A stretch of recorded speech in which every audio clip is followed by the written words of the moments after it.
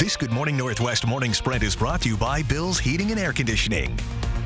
6:53 is your time. Let's get you up to speed on everything you need to know for your Friday and your weekend here in the Morning Sprint. Sydney Charles with the latest details on a bill that'll make it mandatory for members of the clergy to report child abuse. Mark Peterson is here telling us about some dense fog to start your Friday. But let's get to Destiny Richards live with breaking details of a fire at a home in Deer Park.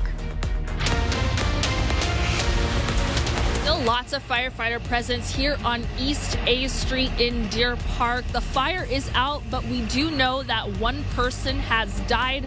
Right now, we just still have firefighters on scene to make sure nothing sparks back up, and an investigation is starting as well. The Spokane County Sheriff's Office is here to assist in that. We don't know any further details about the person, how they died, but we'll keep being on scene until we learn more information, as the cause of the fire is still being investigated. All right, good morning, everybody. And the First Alert Weather, and that First Alert Weather app, free and available in the App Store. We do have the fog. We do have 26 degrees. You want to wear layers, your winter layers. Talking about the forecasted snow that's going to be coming in. This is going to happen on Saturday afternoon, about 3, 4, maybe 5 o'clock. We're expecting less than an inch here in Spokane, an inch to 2 inches into Coeur d'Alene, and we could see up to 4 to 6 inches potentially at Lookout Pass, Kellogg 1 to 2 inches. So that gives you an idea where it's elevational. Today we're going to be in the mid-30s. Grand Coulee, you're there. Pullman, you're there as well. Here's a look at the next 12 hours. The fog this morning, cloud cover throughout the 11, and again that high of 35 this afternoon.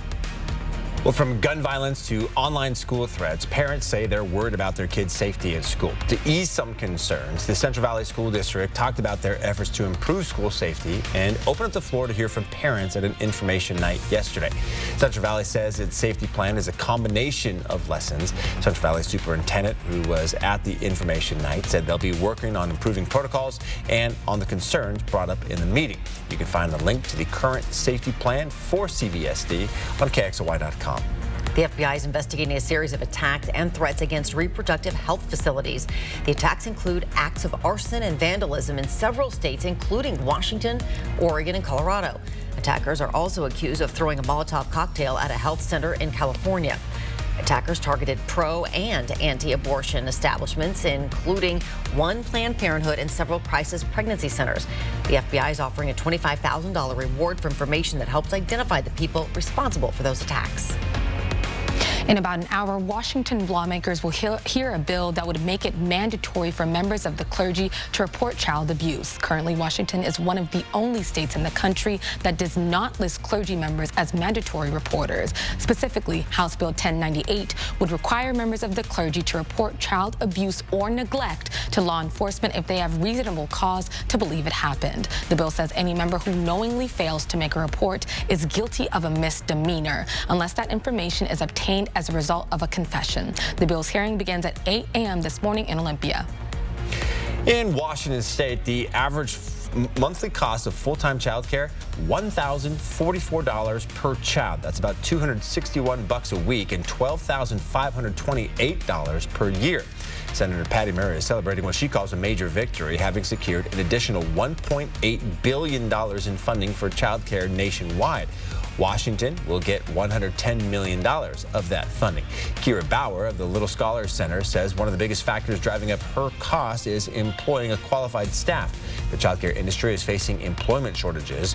Childcare directors are now trying to incentivize qualified, attentive staff with worthwhile pay. You can read more details about what challenges the industry is facing at KXLY.com.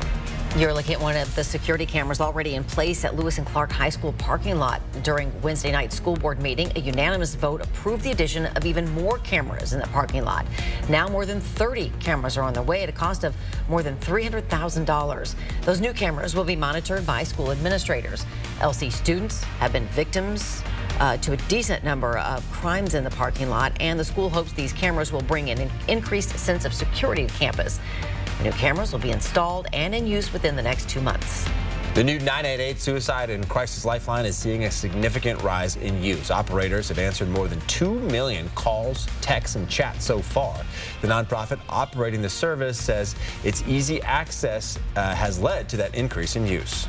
And coming up next on Good Morning America, the latest on the cross-country storm slamming the Northeast this morning, bringing as much as a foot of snow to some areas. And we'll check in with our forecast right after this break.